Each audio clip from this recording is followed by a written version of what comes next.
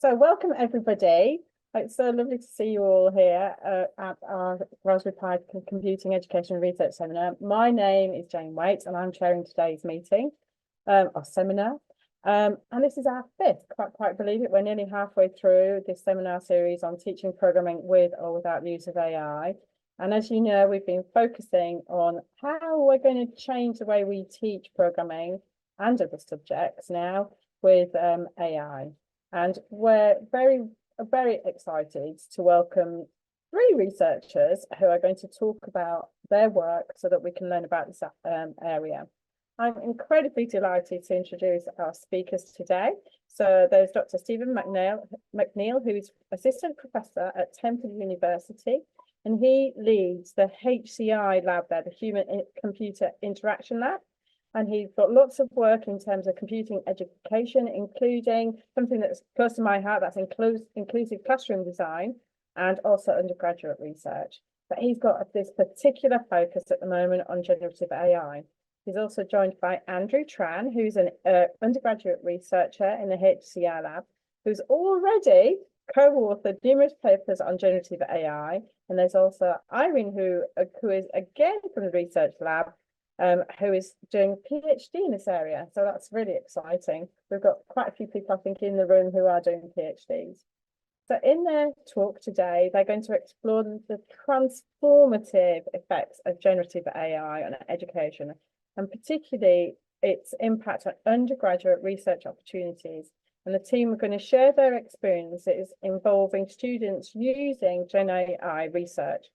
And I'm hoping that you'll be able to see how we might be able to translate some of this into our own practices, because there's certainly been a positive impact on students' interest, confidence, and their career direction. And we know it's really hard to get young, particularly certain groups of our student population, to want to do jobs in IT. So maybe there are things we can learn from this that could help us in terms of gender and other groups who are less represented. So I'm just going to pass it over to Stephen, Irene, and Andrew. So off you go. So thank you everyone for coming to our talk today. It's a real honor to be here, to speak in the Raspberry Pi seminar series. I'd like to thank Jane and Bonnie for hosting us and for organizing the series today. I think up to this point, we've seen a lot of really great work about how generative AI is changing undergraduate education. And we'll see a bit of that today. But I think it's also changing undergraduate research too. And I think we're at a moment right now where undergraduate research, I think, is more important than ever. And I want to try to explain why that's the case today in this presentation. So my name is Steve MacNeil. I'm an assistant professor at Temple University in the Computer and Information Sciences department. I've been here for about 3 years. Hi, everyone. My name is Irene. I'm an incoming PhD student at UC San Diego, and my research is currently at the intersection of human-centered AI, HCI, and computing pedagogy. And hey guys, my name is Andrew. I'm an undergraduate researcher at Temple University, and I just finished my junior year, so heading into my last year as an undergrad. So to kick off the talk, I think most talks about generative AI, and even some of the talks in this series, have this kind of obligatory news hype slide. I think it shows how news articles right now are highlighting this bimodal distribution in the way that that media is covering generative AI. And so we can see some experts that are claiming it's the end of programming, it's the end of higher education. And others are claiming that AI is going to be solving all of the issues we've ever faced as educators. So it's going to be broadening access to high quality help. It's going to be creating more personalized learning experiences. And I think this slide is so common and it becomes almost kind of a trope because it captures a lot of truth on both ends. And I think it also captures just the complexity of what we're grappling with right now. So across various projects, we've also seen this similar kind of bimodal distribution emerging. So I was a member of the ACM A2C working group last summer, and some of the leads, including Brett Becker, who presented before us in the seminar series, conducted a survey. And what we were seeing is that faculty were similarly conflicted. So if we see here on the top, when we asked faculty members how they feel about large language models and generative AI, that it really ran the gamut in terms of people being really positive, people being really negative. But we did start to see a lot of consensus when everyone was saying that they think it has a place in the classroom.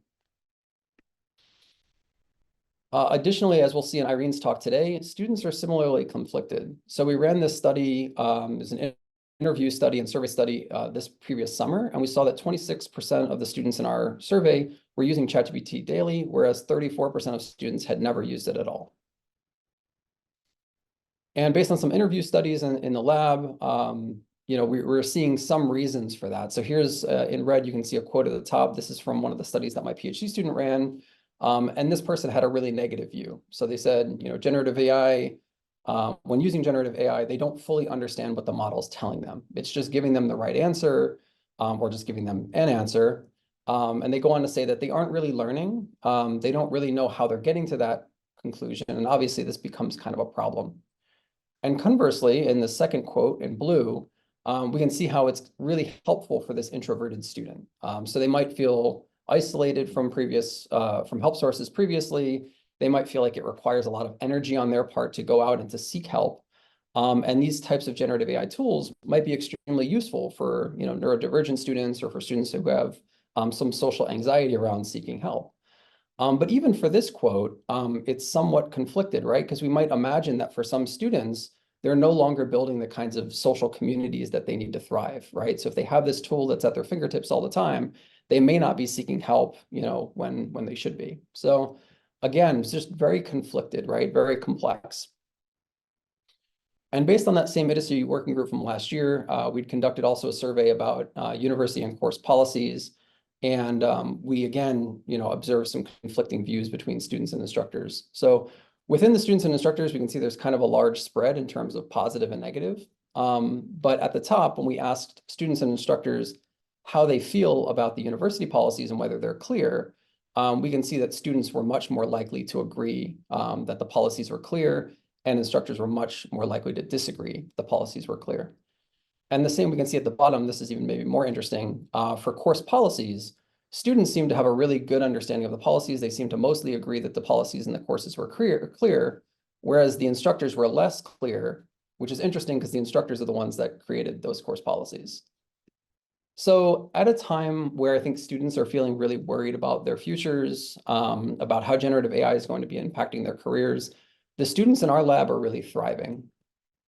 Over the last 2 years, we have over 7 first author undergraduate publications about generative AI, with many more that are in submission or nearing submission right now.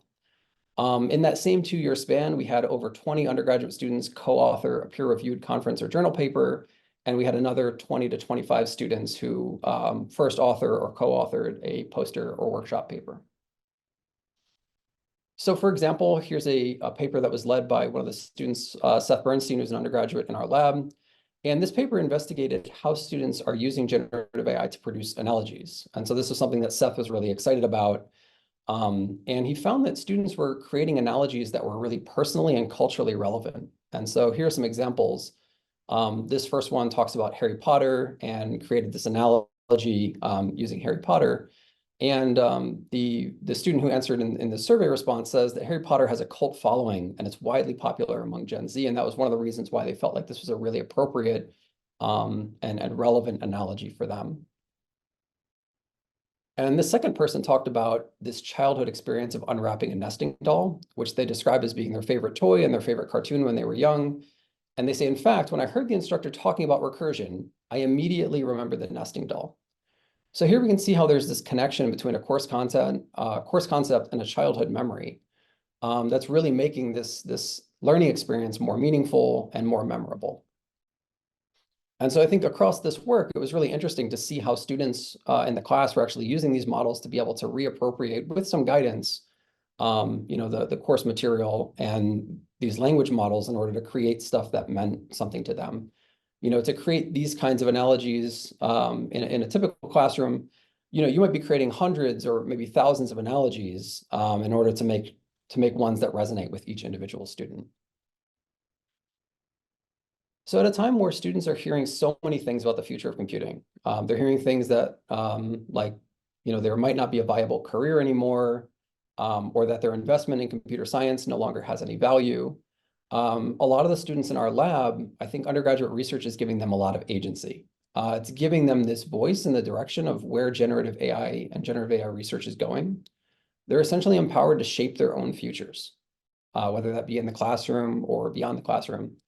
And I think as a result, they're not seeing themselves as victims. They're choosing whether and when to use generative AI. They're adapting and reappropriating it to solve their problems. And generally, I see a lot of students in the lab are getting really excited about, tackling these problems and really excited about the careers and futures that they have ahead of themselves. And so as we'll see today, they're not only making contributions here, but they're actually leading the conversations. We have 2 undergraduate students, here today presenting the work that they've been doing, in our research lab.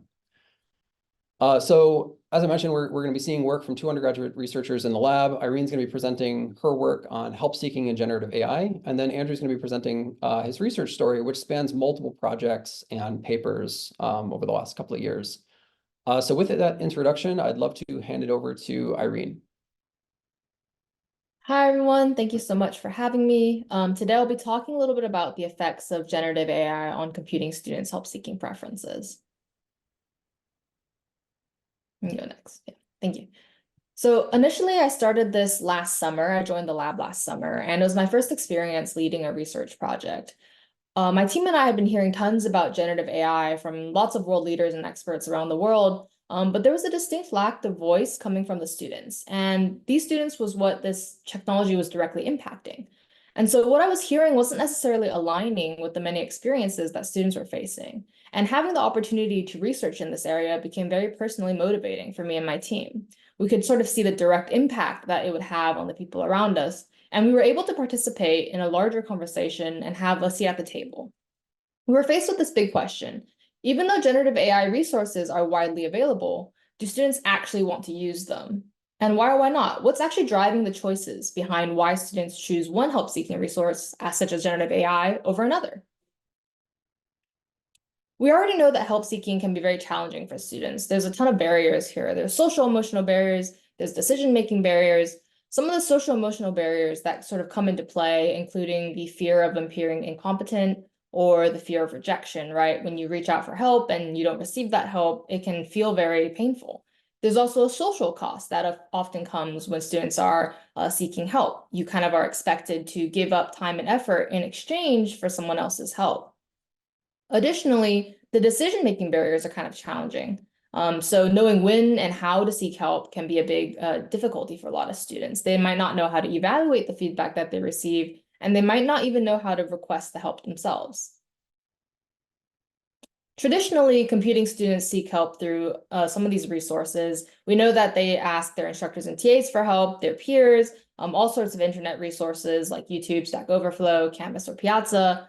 And in the past, students tend to seek help in a sort of cyclical manner, meaning that they first go to more temporally and spatially available resources like Stack Overflow or Reddit, and then they move on to more progressively less available resources that might be higher quality or more able to help them, such as their instructors or their TAs. Today, generative AI has emerged as a new help-seeking resource. So here are a couple of the tools and technologies that students now have access to, including Gemini, ChatGPT, and GitHub Copilot. And that kind of brings us back to the big question, which is, when students are seeking help, how do these generative AI technologies compare to their peers, instructors, TAs, or the internet? Why are they choosing one resource over the other? And are they actually choosing generative AI over other resources? So we surveyed North American university computing students, and you can see here, this was one of our major survey questions. We asked the students to rank the help-seeking resources that they most prefer to rely on. And so here you can see the list. We had online resources, of course, discussion forums, TAs, instructors, friends, ChatGPT, and GitHub Copilot.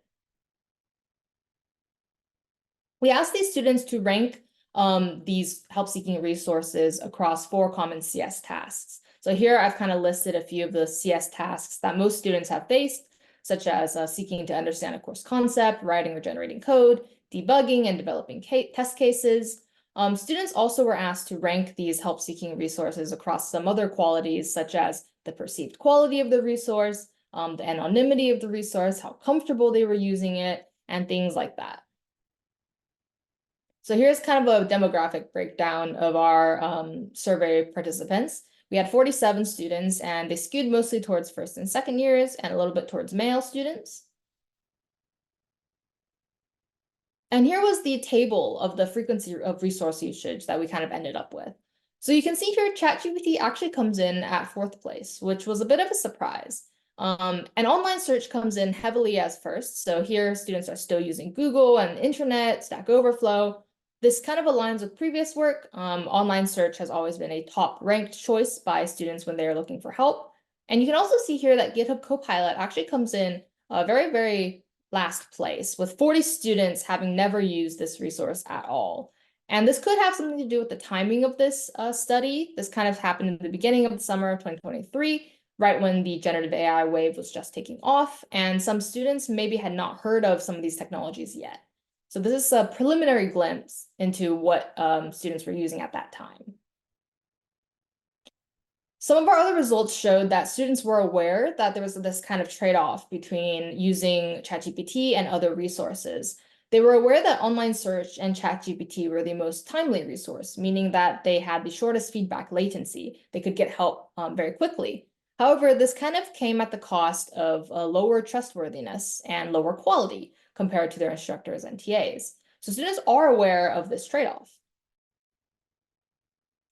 The most interesting result that kind of came out of the survey was that ChatGPT appeared to be a very polarizing resource.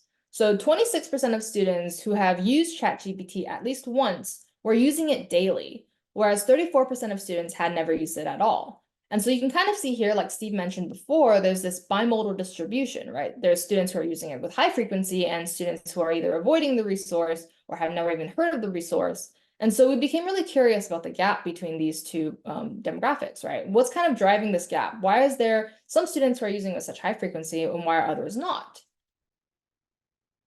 So to kind of build on that, we did a qualitative portion of our work, and we interviewed 8 North American computing students. And in these interviews, we asked the students to draw comparisons between the resources and to talk a little bit more about what they valued the most and what they valued least. Why were they choosing some of these resources over another? One of the most common use cases that students were using generative AI for was debugging. So here are 2 quotes from some of our participants. And one of the benefits that one participant mentioned was that no matter how rare or nuanced the bug was, if they put that error message into ChatGPT, it would always come up with something. So even if the bug was something that was really obscure or really challenging and they were looking it up on Google and they couldn't find anything, ChatGPT was always able to kind of get them in the right direction, right? It's kind of able to push them, even if the answer was wrong, they were able to trial and error their way into something correct. And they might not have had this with something like the internet, where it's kind of like you look for an answer and it's not there, you have to try something else. However, the con that kind of comes with this is that one student pointed out that on Stack Overflow, if somebody asks a question, the answer that best suits the question is voted by a crowd to the top of the list. And you don't get that with ChatGPT and Copilot. So there's no way for students to sort of evaluate the feedback with the help of the wisdom of the crowd, right? There's no experts kind of chiming in to correct someone if they said something wrong. There's no way to compare different responses. Students aren't able to evaluate the feedback that they get from ChatGPT. Overall, across our surveys and our interviews, we saw a lot of trade-offs, but one major trade-off was the convenience versus quality. One of our participants, who was a bit of a novice student, he was in his first or second year of his computing education, he experienced this really negative GPT hallucination where ChatGPT hallucinated a Python switch statement that didn't exist. So in Python, we don't have those switch statements. I think now we do, but back then it didn't exist. And this participant mentioned that he didn't care if ChatGPT was fast. He said he'd rather wait for a pure TA to get it right. And that kind of highlights one major finding, which was that novice students or students with less experience were less lenient with ChatGPT compared to more experienced students. And although they had this convenient and fast resource, it was frequently perceived as lower quality. Another theme that emerged was this theme of social pressure. So multiple of our students mentioned that they felt GPT was less burdensome than asking their peers. Asking for help to them was pretty challenging, and they didn't want to burden their peers with, follow-up questions and things that they weren't sure of. there was this expectation of reciprocity and social capital that some students were not comfortable with. And, like Steve mentioned before, for some introverted students, they felt that ChatGPT kind of took away their energy. So in some ways, asking ChatGPT was much more comfortable for many students, making help seeking much more accessible for them. But ultimately, who received the most value from using generative AI technologies? And we realized that there was these two major groups. One is students who are making effective help requests. So what do I mean by effective help requests? One example of a non-effective help request would be some of our students who are just repeatedly entering the same query into ChatGPT over and over again and hitting regenerate in the hopes that it would come up with like a better answer. And we know that that's probably not the best way to utilize a generative AI model, right? There was kind of this element of iteration and reformulation that comes into play when you're making a help request. And so those students kind of struggled a bit with receiving the most value. On the other hand, those who are viewing, go back one, sorry. Those who are viewing ChatGPT as a search engine or a comprehensive resource were also gaining a lot of benefit from using these models. So one of the metaphors that one of our senior students said was that ChatGPT is like many humans with so much information you can search through and find conclusions from. So this student was aware that he had to derive his own conclusions from the answers that ChatGPT was giving him. It was only a sort of step in this process. And if he wasn't getting the answer that he needed, he kind of needed to find the next step himself. Students were either using ChatGPT as a step in their help-seeking or problem-solving process, or they became discouraged after receiving the wrong answers. And so we noticed that these preferences that students have were often tied to their mental model of how generative AI works. So for many students, those who understand what a generative AI model is and what it can or cannot do were more likely to rely on it because their trust was a little bit more calibrated. They understood that the model is not able to provide the correct answer 100% of the time, right? It's not like an expert behind the screen responding to your every request. And instead, ChatGPT was something that could point them in a direction that is useful instead of providing an exact answer or some sort of magical, help-seeking device, the way that you might expect from an instructor or a TA. At the end of the day, there's still this epistemic paradox. And those who don't know, you have to know what you don't know. And to be able to ask the right questions, you kind of need to understand how to phrase them in a way, even if you don't have that knowledge. And that same challenge still exists, right? Students still aren't able to ask questions about what they don't know. And this isn't something that goes away just because generative AI exists.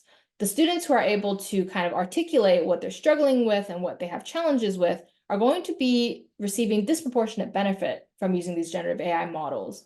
And that's something that instructors and educators are capable of helping all students with, right? So for example, if you have a more novice student or someone that is in their first or second year of computing education, you might know that they don't understand recursion. And so you maybe might give them an analogy or you might give them a diagram because you know what the student knows or they don't know. However, a generative AI model can't really infer this information from the student themselves. The student has to be able to kind of understand the gaps in their knowledge in order to get the most help from a generative AI model. And that's something that is very, very challenging. There is a gap in student ability to use models. So everyone's saying that these tools are going to revolutionize help seeking, that everyone's going to be able to get an equivalent or democratic help. But we've seen here that it's not necessarily the case. Some students are better at asking for help. Some students are better at iterating, at reformulating. And there's kind of this growing disparity between these groups. And that's something that researchers and educators need to be aware of. And it's something that we should further explore.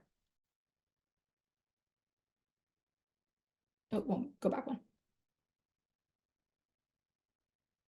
To kind of summarize the findings in the study, students are mainly relying on ChatGPT to sort of avoid these social pressures and burdening their peers.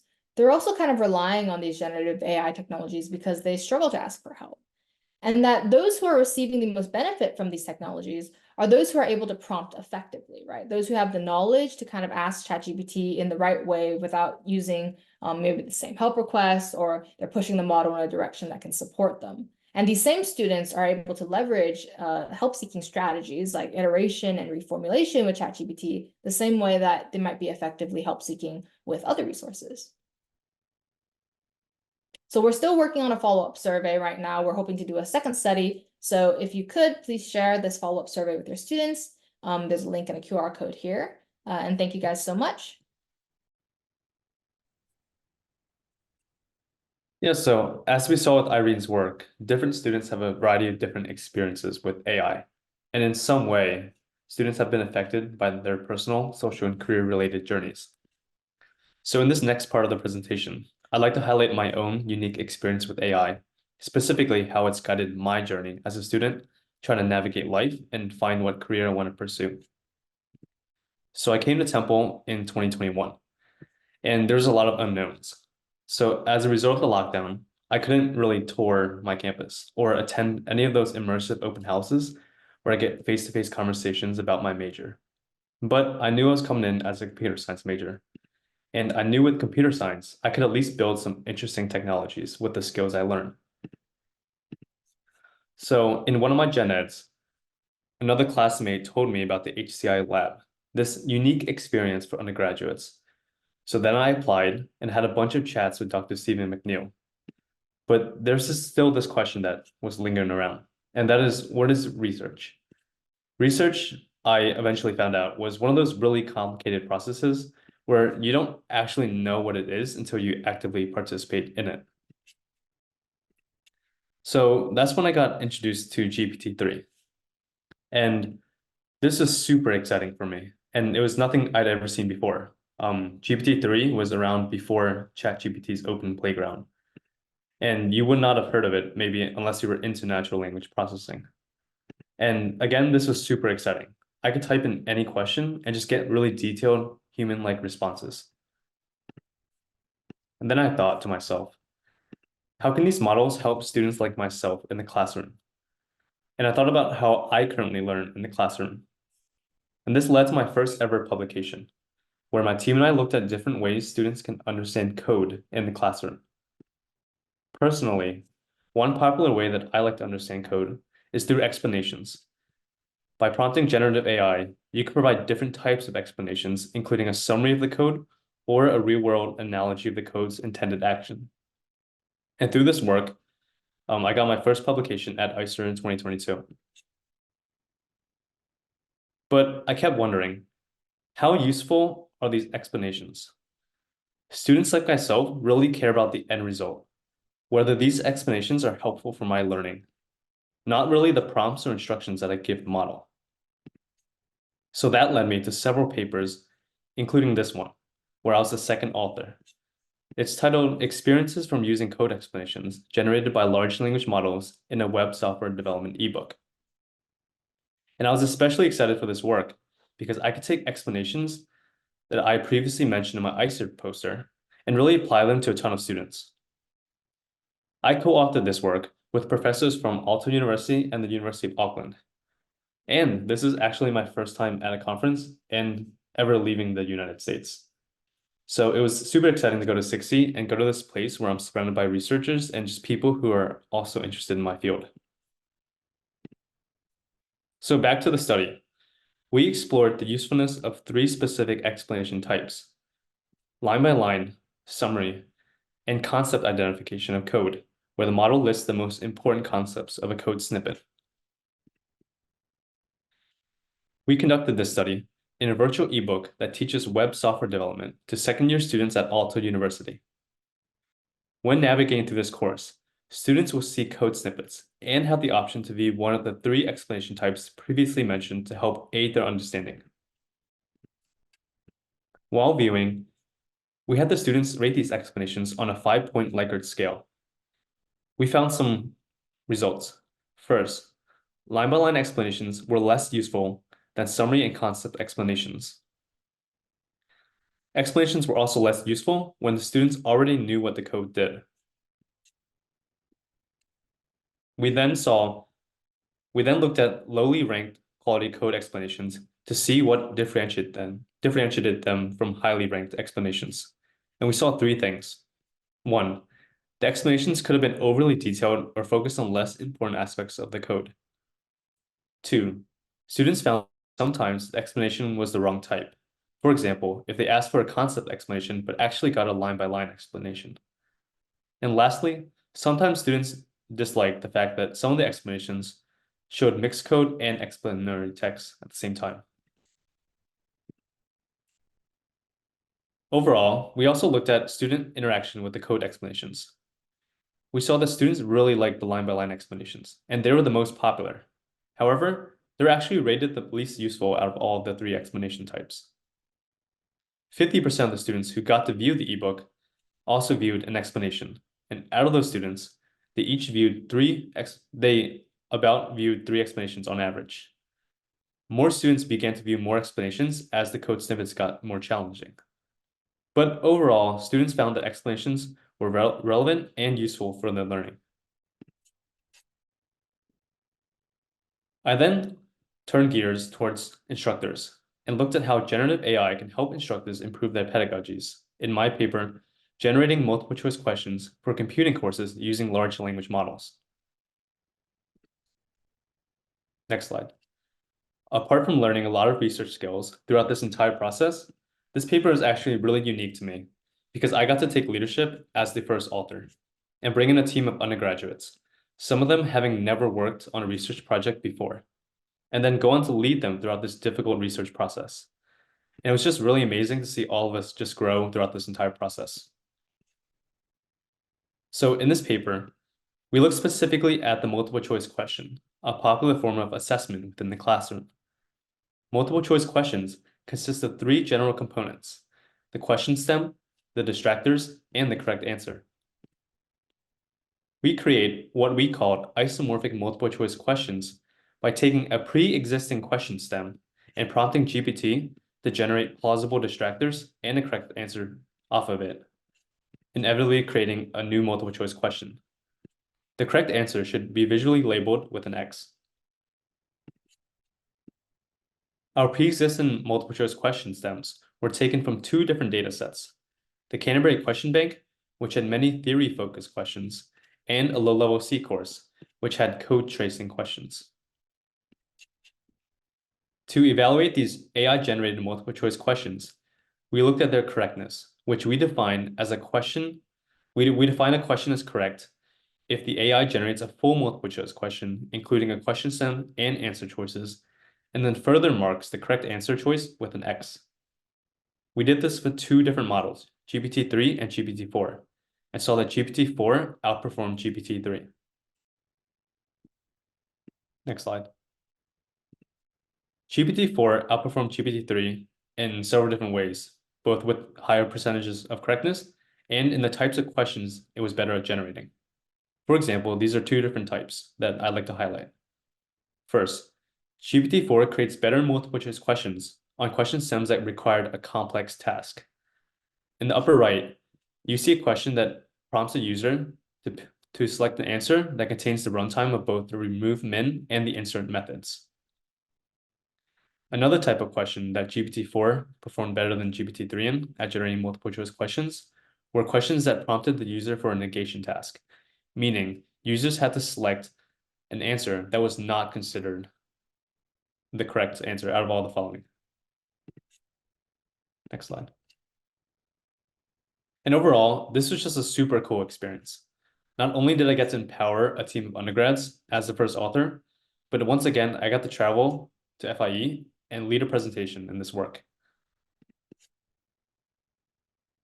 Overall, to conclude my journey up to this point, my research in generative AI in the HCI lab community has empowered me to win various awards, such as the Gilman Award, which funded my study abroad trip to Tokyo, Department Leadership Awards, and the Goldwater Award, which is a national undergrad research award. And as I progress my career and get ready for my senior year, I'm excited to keep learning about AI and just like really figuring out what I want to do, whether that is become a software engineer or continue research. So I think what we're seeing across many of our projects is that this divide appears to be widening. I think many of us hoped early on that generative AI would be this democratizing force, and clearly it does provide a lot of benefits. But we're also seeing that this divide is potentially widening. And I think this divide has always existed, right? So there's a lot of factors like access to high-speed internet, access to computing courses. These have always been things that create divides between some students and other students. But now we're seeing these additional factors as well, things like AI literacy and metacognitive skills. The inability to draw values from these models may be leaving some students behind, and we don't yet really know which ones. And so I think this is a really important area that, as a lab, we want to continue to explore going forward. So I think it's probably fair to say that at least some of the doom and gloom is warranted. It's not surprising to me when so many students and other faculty and colleagues ask questions like this one here. What are we left with when generative AI can write better code than our students? This is something I've been asked multiple times by multiple people. And what I often say is that I think we're left with the same problem that we've always had, but it just becomes even more important. Students need to be able to solve complex problems in the face of enormous uncertainty. And this isn't something that models can easily do. And I'm kind of excited because I think our undergraduate students, specifically our undergraduate researchers, are ready to take on that challenge. They're grappling with uncertainty and complexity every single day because ultimately that's what research is. It's a lot of complexity, it's a lot of uncertainty, and students need to find a path forward on their own. Well, not entirely on their own. I think, in grappling with this uncertainty, our community has found support from each other. We've built something that makes grappling with complexity and uncertainty feel fun and feel less daunting, and I'm very proud of that. So really, I think this talk is a celebration of the undergraduate students in our lab. This is a generation that went through high school and college during a global pandemic. It's a group that now faces one of the biggest technology disruptions, since the computer, the internet, the steam engine. And I'm so excited to see that these students are charting a path forward. So thank you so much to our wonderful students. Here's a photo of some of the most recent students in our cohort. And with that, I'd like to open up for questions.